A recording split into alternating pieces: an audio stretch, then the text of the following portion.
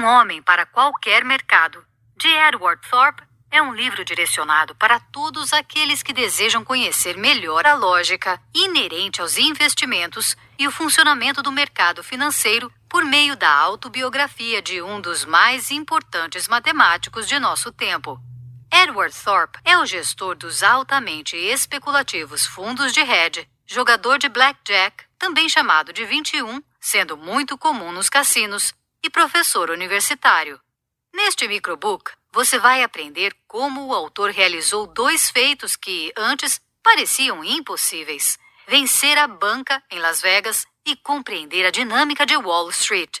Ficou interessado? Então ouça em 12 minutos como aplicar os conhecimentos necessários para ter sucesso em meio às incertezas financeiras da atualidade.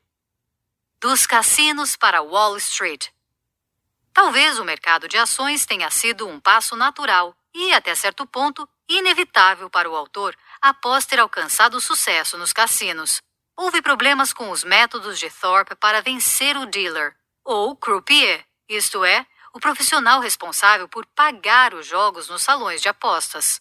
Afinal, ele atraiu para si o interesse geral, incluindo o de alguns personagens controversos associados ao setor de jogos de azar estadunidenses. Certamente os objetivos de quem joga no maior cassino de todos, o mercado de ações, seriam muito maiores do que as expectativas de ganho dos salões esfumaçados de Las Vegas nos anos de 1960. Desde uma perspectiva econômica idealista, o mercado de ações é um local para os donos de capitais realizarem investimentos em negócios promissores e capazes de gerar retornos atrativos. Obviamente há sentido nessa visão, uma vez que o capital é, de fato, proporcionado às empresas mediante ações. No entanto, o volume de negócios transacionados nas bolsas deixa claro que a maior parte das atividades tem pouco a ver com fornecimento de recursos a empresas ou alocação de capitais para a geração de emprego e renda. Pelo contrário, de acordo com Thorp, o mercado de ações se parece mais com um cassino repleto de jogadores interessados em obter ganhos rápidos e fáceis. O debate sobre a eficiência do mercado financeiro vem sendo travado há décadas. Com efeito, muitos analistas insistem que não há formas sistemáticas de superar as médias do mercado sem, para tanto, assumir proporcionalmente mais risco, conforme definido pela volatilidade de uma ação individual em relação ao mercado geral. Thorp, então, foi naturalmente atraído por esse grande cassino, que, felizmente, não conta com personagens obscuros e o perigo de Las Vegas. Ademais, não há imposições de limites que restringiriam o capital que empregaria.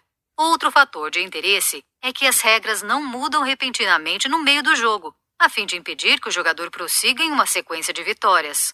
Sem qualquer experiência relacionada a investimentos, Thorp passou o verão de 1964 estudando o assunto. Analisou a obra Security Analysis, ou Análise de Segurança em tradução livre, de Graham e Dood, e se aprofundou em análises cada vez mais técnicas. Os primeiros investimentos em prata produziram resultados amplamente insatisfatórios, porém, Thorp continuou estudando, atingindo a compreensão até mesmo das warrants, ou garantias, em tradução livre, de ações ordinárias. Warrants e arbitragem. O valor de um bônus de subscrição sobre uma ação ordinária é derivado da diferença entre o preço atual das ações e o de exercício desses títulos. Para o cálculo, é levado em consideração o período anterior ao seu vencimento. Nesse sentido, um bônus de subscrição sempre terá um valor positivo antes do vencimento, mesmo que não possa ser exercido imediatamente com lucro. Thorp teve a ideia de desenvolver modelos matemáticos para determinar se as garantias estão precificadas incorretamente em relação aos preços das ações ordinárias. Isso significa que, ao comprar um título relativamente subvalorizado e vender a descoberto um supervalorizado, é possível explorar o erro do mercado sem necessariamente expressar uma opinião acerca dos méritos de cada operação. Por meio da colaboração de um colega acadêmico, o autor criou um sistema para capitalizar títulos de garantia com precificações incorretas e publicou os resultados no livro Beat the Market, publicado em 1967. Mas por que Thorpe revelou ao público tais segredos?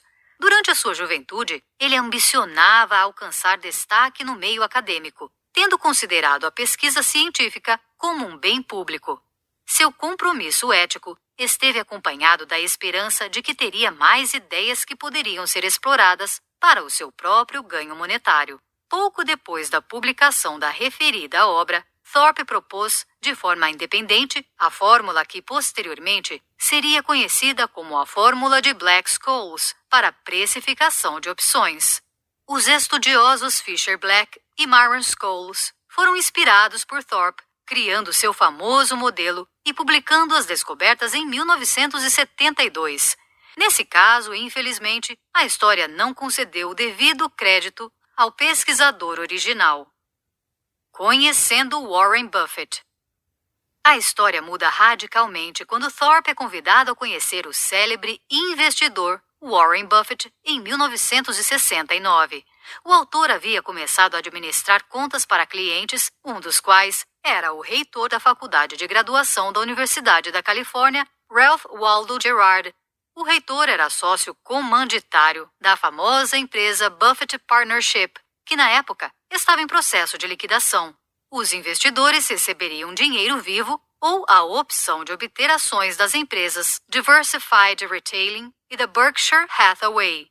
As pessoas que optaram pelo dinheiro em vez das ações eram, segundo Thorpe, malucas. Entretanto, quase ninguém pensava naquele momento que a Berkshire se tornaria um dos maiores sucessos de Buffett pelo próximo meio século.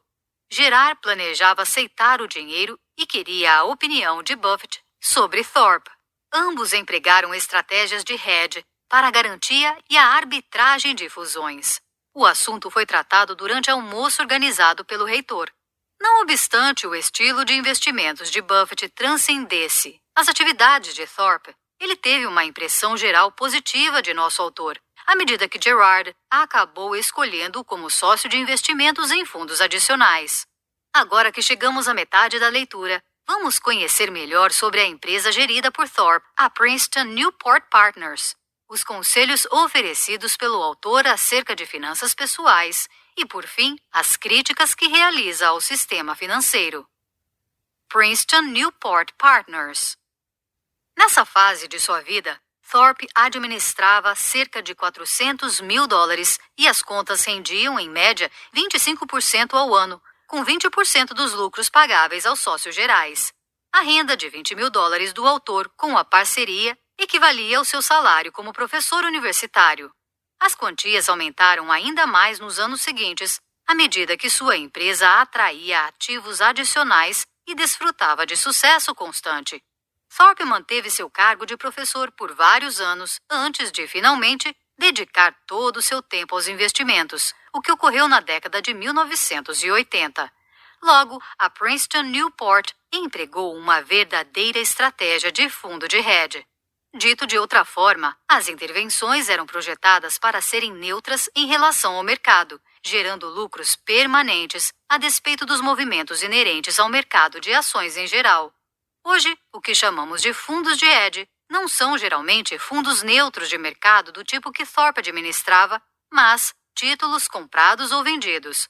Isto é, os gerentes contemporâneos têm uma visão direcional de seus investimentos ou do mercado como um todo. O foco do autor estava na identificação de oportunidades que pudessem ser protegidas de um modo que a posição assumida não sofresse abalos das oscilações de mercado.